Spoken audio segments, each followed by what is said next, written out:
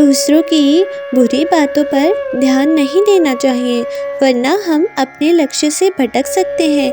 हमारे आसपास कुछ लोग ऐसे हो सकते हैं जो हमें पसंद नहीं करते और इस वजह से हमारे लिए बुरी बातें प्रचारित करते हैं, हमारी बुराई करते हैं। दूसरों की बुरी बातों पर ध्यान नहीं देना चाहिए।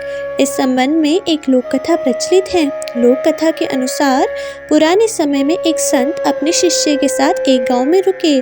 कुछ ही दिनों तक में संत की ख्याति आसपास के क्षेत्र में फैल गई। अब उनके प्रवचन सुनने और दर्शन करने के लिए दूर दूर से लोग आने लगे। ये देखकर उसी गांव का एक अन्य पंडित परेशान हो गया। उसे लगने लगा कि इस संत की वजह से मेरे भक्त कम हो जाएंगे, मेरा जीवन यापन कैसे हो पाएगा। पंडित ने संत का दुष्प्रचार करना शुरू कर दिया। वह लोगों के सामने उस संत की बुराई करता था।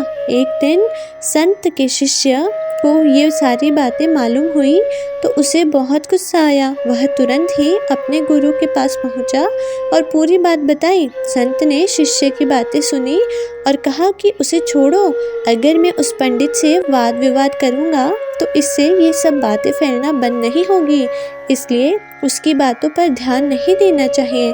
संत ने देखा कि शिक्षक का क्रोध शांत नहीं हुआ।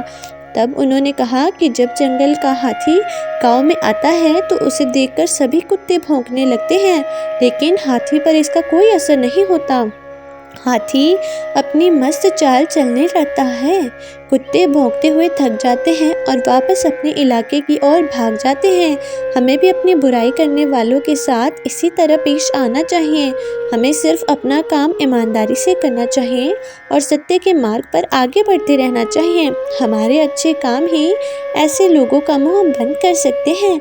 ऐसी ही और वीडियोस देखने के लिए चैनल को ज़रूर सब्सक्राइब करें, बेल आइकन ऑल पर ज़रूर प्रेस करें और कमेंट सेक्शन में हर हर महादेव ज़रूर लिखें।